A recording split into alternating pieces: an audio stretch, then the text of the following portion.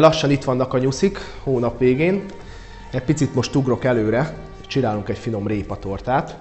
Megcsináljuk most, hogy tudjanak otthon tesztelgetni, mert ennek is nagyon-nagyon sok variációja van. Főételnek pedig készítünk egy nagyon finom főzeléket, mert még főzeléket nem főztünk a műsorba, és itt van a tavasz. Megjött a karalábé, a répa, a friss cukkini, készítünk egy nagyon finom főzeléket. Feltétnek vagy rátétnek pedig egy szójafasiltot fogunk, ugye, mert még ezzel a növényel se foglalkoztunk, de kezdjünk is hozzá. Önmagában a répa ugye édes, és egy kis gyömbérrel fogunk majd rajta vadítani, illetve egy kis mandulával ezen a desszertünkön. És egy mascarpone krémet fogok hozzá készíteni, ami ugye, mint tudjuk, a mascarpone egy picit semleges. Ugye ilyen másfél szép friss tavaszi répát ereszeltük. Azért kezdtem ezzel, hogy hagyom addig, míg elkészítem hozzá a krémet, illetve tehát a tészta alapot, addig hagyom ezt egy kicsit itt pihenni, ereszteni fog nekünk majd egy kis levet. Veszünk egy olyan fél kiló lisztet, de lehet ezt bögrének is csinálni. Én úgy szoktam otthon, hogy van egy ilyen 2 decis bögrém. Abból a 2 decis bögrét megtöltöm kétszer. Akkor veszek annyi lisztet. Még rakok egy kicsit, mert elég nagy ez a tortaformánk. Rakok a lisztbe barna cukrot. Barna cukor, kicsit füstösebb az íze, kellemesebb, én jobban szeretem. Egy kevés vaníliacukrot, egy kevés szódabikarbonát, és egy kevés sütőport. Szépen fel fog tőle jönni. Egy kevés gyömbért. Aki szeret egy kicsit a keleti fűszereket, az rakhat hozzá kardamont. Nagyon-nagyon jól passzol hozzá, és egy nagyon érdekes ízvilágot kapunk, de nem rosszat, tehát tényleg finomat. Illetve szeletelt és pirított mandulát. Sokkal jobb íze van, hogyha megpirítjuk. Ezt összekeverem, illetve egy csipet sót. Ugye ez fogja kihozni majd a fűszerek ízét. Egy másik keverő edénybe 5 darab tojást fogok habosra verni, egy kevés vajjal, kevés olajjal. Ezt az egészet össze fogom keverni, egy kivajazott sütőformába belerakom, és egy olyan 180 fokos sütőbe, szerintem egy olyan 30-40 perc alatt készre sül. Ehhez hozzákeverem ugye az előző lisztkeverékemet, hozzárakom a sárgarépát, illetve a végén még rakok egy kis fahéjat. Ezt jól elkeverem, jó egyállagú legyen, és rakatom bele utána a sütőformámba. Kivajazott tepsit enyhén kilisztezek.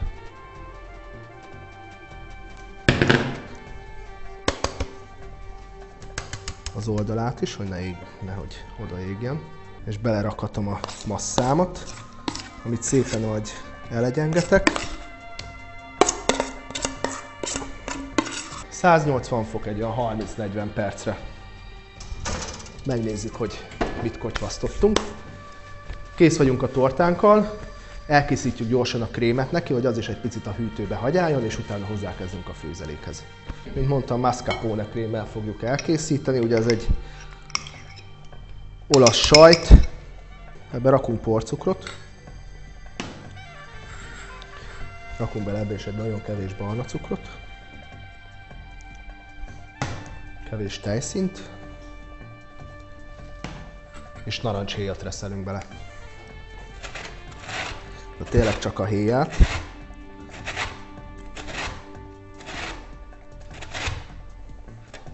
A főzelékünk ugye áll hát sok répából, karalábéból, gyökérből, cukkiniből.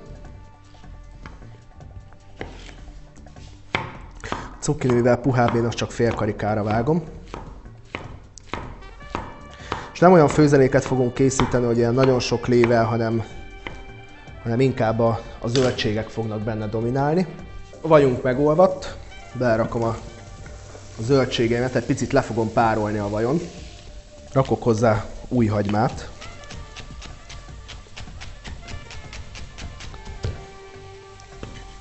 És rakunk hozzá friss petrezselyemzöldet. Ez tényleg egy tavaszi főzelék lesz. Hagyom párolni, egy kevés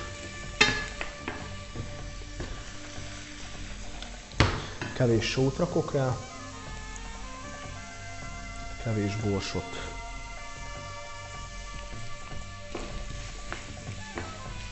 Még ez párolódik, megnézem a tofut.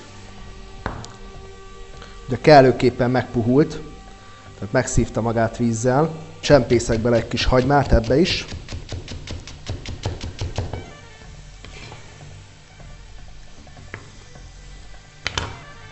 És új hagymát, sót, azt egy kicsit bővebben, borsot, és jöhet hozzá a tojás.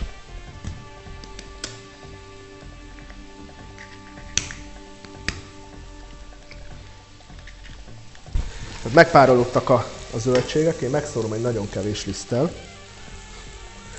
hogy majd be tudjuk sűríteni, és hát besűrűsödjön. Picit még pirítok rajta.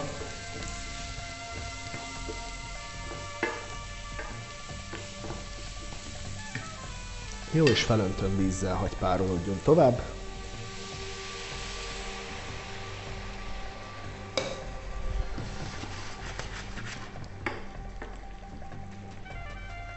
Jó. Ismét itt van Zoltán barátunk, és hozott megint nekünk ismét borokat. Szia Zoltán! Szia, szia! Hoztál megint két nagyon szép bort nekünk, ugye? De kezdjük ugye a szokásos, még mindig csak úgy behívnak nagyon gyorsan. Kéne nekem egy kis bor ebbe a főzelékbe. Megoldjuk. Tehát ezzel kezdünk. Na és most már beszélgethetünk róla. Most már beszélgethetünk róla, egy somlói bort hoztam. Ez a kellemes tavaszias ételhez. Ez egy olasz rizling és jufark házasítása. Hát ez ezekhez a zöldségekhez. Ugye mert ez egy teljes tavaszi étel, tehát tényleg ez mind friss és tavaszi zöldségről beszélünk. A pohárba is, hogy tudjuk, hogy mit tettünk hozzá. És képzeld el Zoltán, egy szójafasírtot készítünk hozzá. Na. Tehát ez sem egy erős. Az nem fogja elvinni a fehér bort, tehát azért más lenne, hogyha egy ilyen paprikás, mert úgy látom, hogy a fűszerezése azért nem abban az irányban. Nem, ebbe egy kis új hagymát raktunk, így van. egy kevés tojás, só, borsot. Na nézzük meg, hogy, megkóstoljuk, hogy képzeljük. Tehát azért nagyon-nagyon intenzív illatában, tehát ugye somlóról kóstoltunk már jufarkat, de itt, hogy az olasz rizling bejön a képbe, ugye a házasítás kb. 50-50% arányú. Egy nagyon kellemes citrusos illatvilága is van a bornak, és mellette a jufarkból a mineralitás, tehát egy olyan egyveleg ez, ahol a gyümölcsösség, van némi vegetális jegy is benne, van a somló ásványosságából is benne, bocsánat, és gyakorlatilag a hordós érlelésből még egy-két olyan jegy, ami ezt az egészet egy picit úgy és látszik, hogy elég könnyed bor, majd kívülről is látom.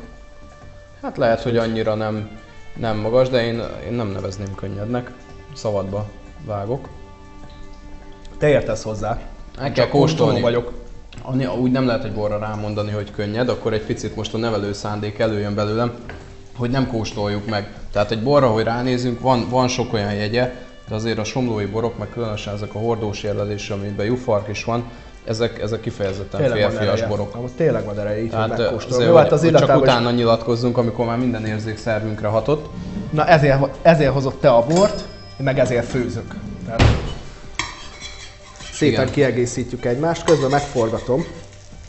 Tehát a lecsengés az több másodperc, tehát ezeket kell figyelni. Tehát egyrészt a pohárfalán is azért szépen rajzolja a kis templomablakokat. Szóval, hogyha a korty 1-2 másodperc alatt eltűnik a szánkból, tehát megittuk, lenyeltük, és 1-2 másodperc után nem érzünk semmilyen utóízt, tehát úgy szoktuk mondani, hogy eltűnt ez a dolog, akkor mondjuk egy borra, hogy könnyed és egy ilyen viszonylag gyengébb kategória. Tehát ennél, hogyha megforgatod a szádba,